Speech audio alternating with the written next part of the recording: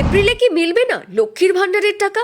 সামনে এলো বড় আপডেট। পশ্চিমবঙ্গ বিধানসভা নির্বাচন 2026 যত এগিয়ে আসছে ততই বাড়ছে রাজনৈতিক উত্তাপ।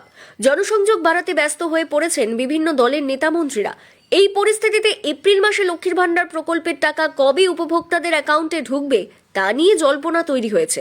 নতুন আর্থিক বছরের শুরুতে অর্থপ্রদান দেরি হতে পারে কিনা সেই প্রশ্ন ঘুরছে বহু মহিলার মনে।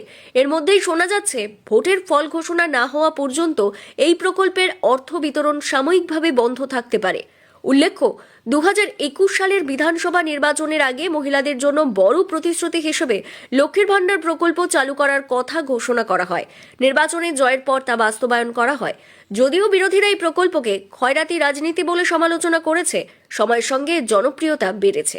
বর্তমানে সাধারণ শ্রেণীর মহিলারা মাসে 1500 টাকা এবং তপশিলি জাতি ও উপজাতি মহিলারা 1700 টাকা করে পান। রাজ্যের অন্যতম জনপ্রিয় প্রকল্প হিসেবে এটি পরিচিত। সাধারণত প্রতি মাসের 10 তারিখের মধ্যেই উপভোক্তাদের অ্যাকাউন্টে টাকা পৌঁছে যায়। তবে এপ্রিল মাসেই অর্থ প্রদান বন্ধ থাকতে পারে বলে জোর জল্পনা চলছে।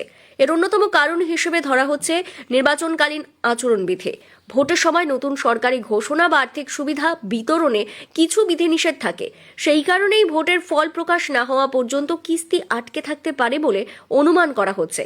যদিও এই বিষয়ে এখনো কোনো সরকারি ঘোষণা করা হয়নি, ফলে স্বাভাবিকভাবেই উপভোক্তাদের মধ্যে উদ্বেগ বাড়ছে। অন্যদিকে যুবসাথী প্রকল্প নিয়েও নানা প্রশ্ন উঠতে শুরু করেছে। অনেক আবেদনকারীর অ্যাকাউন্টে এখনো টাকা না পৌঁছানোয় অসন্তোষ দেখা দিয়েছে। বিভিন্ন জেলা সূত্রে জানা যাচ্ছে ধাপে ধাপে অর্থ প্রদান করা হচ্ছে।